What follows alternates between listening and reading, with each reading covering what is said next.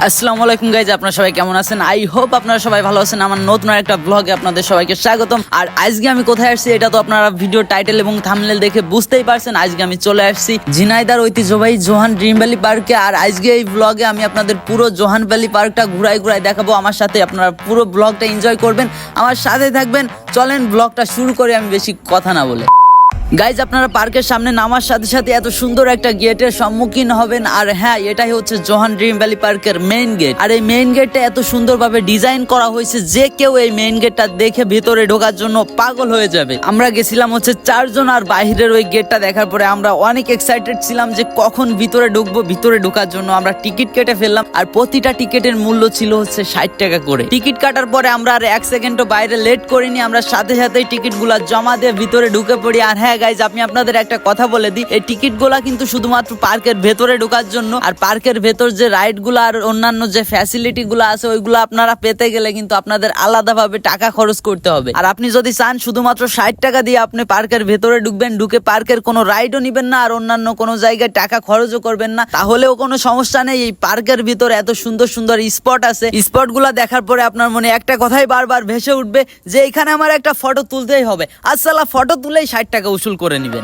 Guys, এখন আপনারা আমার সামনে যে ঝর্ণাটা দেখতে পারতেছেন, এই ঝর্ণাটাও কিন্তু অসাধারণ ছিল। আর এরপরে আমি চলে আসছি এমন একটা জায়গায়, এই জায়গাটা হচ্ছে এই পার্কের one of the best place. এই পাহাড়টাকে কিন্তু আমি এমনি সুন্দর বলতেছি না, সুন্দর বলার পেছনে কারণ আছে। আপনারা যদি একটু ভালোভাবে খেয়াল করেন তাহলে দেখতে পারবেন এই পাহাড়ের ভেতর থেকে একটা পানি স্রোতের মতো আসতেছে, যেটা দেখার পরে মনে হচ্ছে পাহাড়ের বুক থেকে ঝর্ণার পানি ভেসে আসতেছে।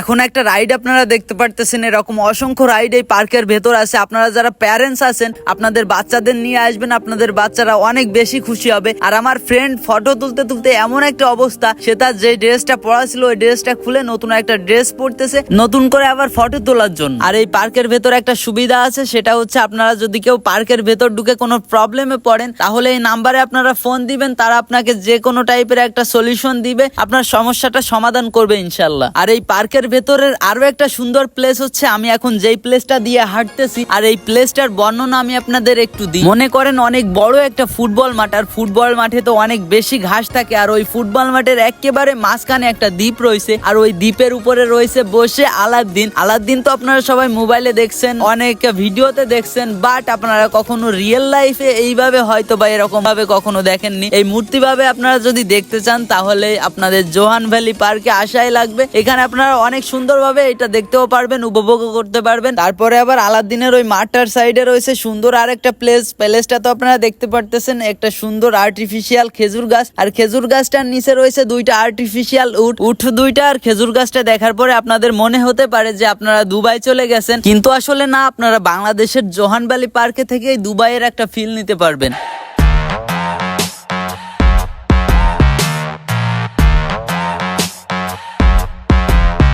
জোহান ড্রিম ভ্যালি পার্কে আমরা অনেক বেশি ঘোরাঘুরি করছি, আর শুধু ঘোরাঘুরি করলে তো হবে না, পেটে তো ক্ষুধা লাগছে। আর পেটের ক্ষুধা মেটানোর জন্য আমরা চলে আসলাম জোহান ড্রিম ভ্যালি পার্কের ভেতরেরই একটা রেস্টুরেন্টে। আর রেস্টুরেন্টের পরিবেশটাও অনেক ভালো ছিল, খাবারের মানটাও অনেক ভালো ছিল। আর এই রেস্টুরেন্টের একটা বিষয় আমার কাছে সব থেকে বেশি ভালো লাগছে, অন্য যেসব রেস্টুরেন্ট আছে সেসব রেস্টুরেন্ট থেকে অনেক বেশি আলাদা, সেটা হচ্ছে এই রেস্টুরেন্ট থেকে আপনি যে কোনো একটা জিনিস কেনেন, আপনি যদি 5 টাকার একটা চকলেটও কেনেন, চকলেট তো পাওয়া যায় না, যাই হোক অনেক কম দামে যদি কোনো একটা জিনিসও আপনি কেনেন সেক্ষেত্রেও আপনার একটা টোকেন কালেক্ট করতে হবে।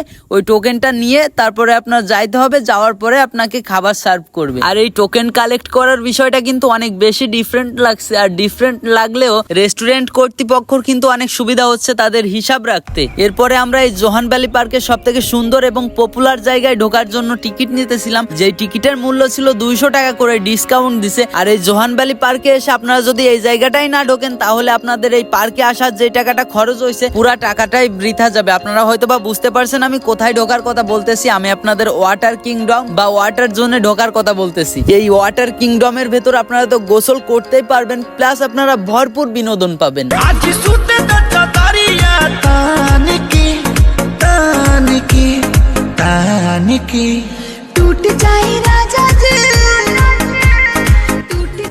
গাইজ আপনারা তো দেখতে পারতেছেন আমরা অলরেডি ওয়াটার কিংডমের ভেতর ঢুকে পড়ছি, আর এর ভিতরটা এত সুন্দর আর এত মানুষে পরিপূর্ণ বলার বাইরে। আর আমরা আমাদের সমস্ত জিনিসপত্র, সব প্রয়োজনীয় জিনিস সব লকারে রেখে দিছি। আর লকার ভাড়া ছিল হচ্ছে 50 টাকা করে। আসলে সেফটি ফার্স্ট, সবার আগে সেফটি, কারণ আমাদের কাছে অনেক জিনিসপত্র ছিল, ফোন ছিল প্রায় 5-6টা। আমাদের প্রয়োজনীয় এই জিনিসগুলা যদি লকারে না রাখতে পারতাম তাহলে না পারতাম শান্তিতে গোসল করতে, না পারতাম শান্তিতে এনজয় করতে। এজন্য চিন্তা করলাম সবকিছু বাদ, আগে লকারে জিনিসগুলা রাখি, তারপরে এনজয় করব। প্রত্যেকটা লকারে 2টা করে তালা থাকে। একটা তালার চাবি থাকবে হচ্ছে কর্তৃপক্ষের কাছে, আর একটা তালার চাবি থাকবে হচ্ছে আমাদের নিজেদের কাছে। গাইজ আমরা ওয়াটার কিংডমের ভেতর ঢুকে যে কতটা হ্যাপি ছিলাম এটা আপনারা আমাদের মুখ দেখলেই বুঝতে পারবেন, আমাদের রিয়াকশন দেখলেই বুঝতে পারবেন আমরা কতটা হ্যাপি ছিলাম। এই ওয়াটার কিংডমের ভেতর বাচ্চাদের অনেকগুলা রাইড ছিল, ওই রাইডগুলা সব ইউজ করছি আমরা, অনেক মজা করছি, এনজয় করছি। আসলে যে 2-3 ঘন্টা আমরা এই ওয়াটার কিংডমের ভেতর এনজয় করছি, ওই 2-3 ঘন্টা যে সময়টা, ওই সময়টা আসলে আমরা ভুলেই গেছি যে আমরা একটু বড় হয়েছি। আমরা এখন এতটাও ছোট না যে এইভাবে এরকম এনজয় করব।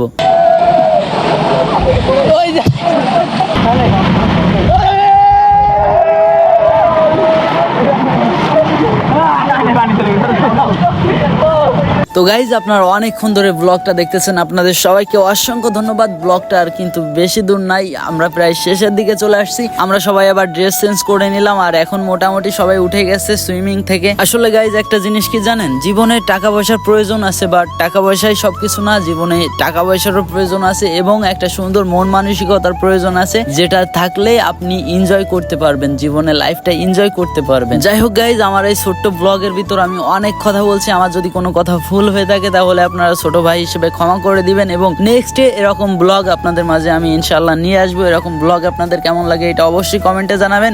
আসসালামু আলাইকুম, খোদা হাফেজ।